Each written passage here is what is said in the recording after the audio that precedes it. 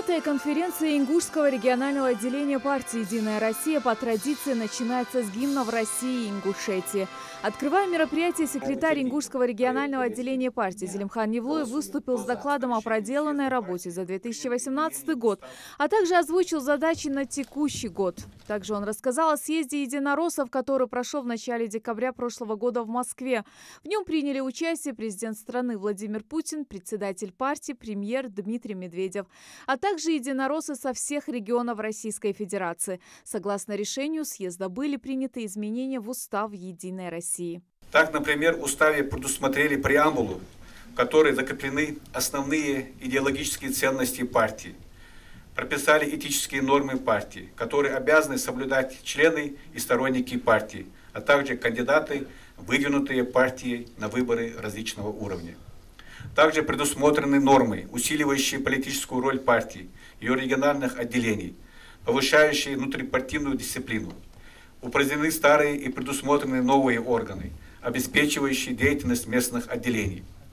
Так, согласно уставу партии, Президиум политического совета стал постоянно действующим выборным коллегиальным органом, который осуществляет права юридического лица от имени регионального отделения. Ранее таким органом являлся региональный политический совет. Соответственно, изменились полномочия указанных органов. «Единая Россия» обновляется. Чтобы соответствовать общественному запросу, все решения съезда от критериев оценки собственных партийных отделений до этических норм подчинены только одной задаче. Партия должна стать более понятной, прозрачной, доступной для людей и представлять интересы людей. Кроме того, Зелимхан Евлоев в своем докладе выделил основные направления, на которые единороссам стоит обратить внимание и которые нужно развивать в этом году. По его словам, сделано много, но предстоит еще больше. Новый политический сезон представляет достаточно интересным и богатым на события. Как всем известно, в ноябре этого года в нашей республике состоятся выборы депутатов представительных органов муниципальных образований. Республике предстоит выбрать депутатов представительных органов муниципальных образований. При этом из 39 муниципалитетов 28 выборы пройдут по мажоритарной системе.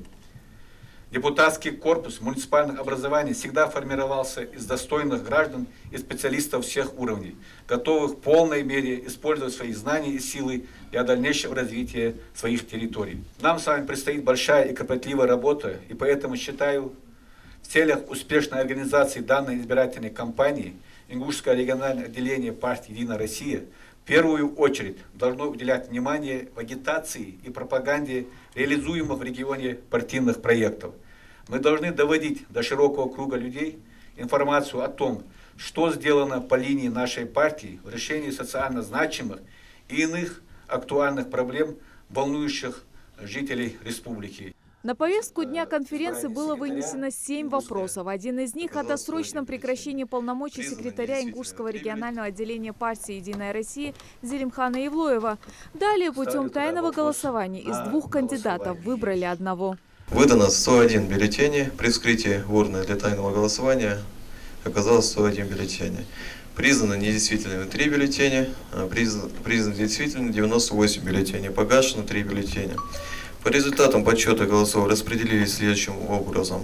Евлоев Зелимхан Султан Хамидович 84 голоса, Суров Мустафа Туганович 14 голосов. На повестке дня подняли вопрос о досрочном прекращении полномочий членов регионального политического совета партии «Единая Россия». Взамен были предложены 21 человек, которых путем открытого голосования избрали на месте. Ну а завершилась 30-я конференция Ингушского регионального отделения партии «Единая Россия» на приятной ноте – вручением грамот и благодарностей. Светлана Томова, Майрбек Миржоев. Новости 24.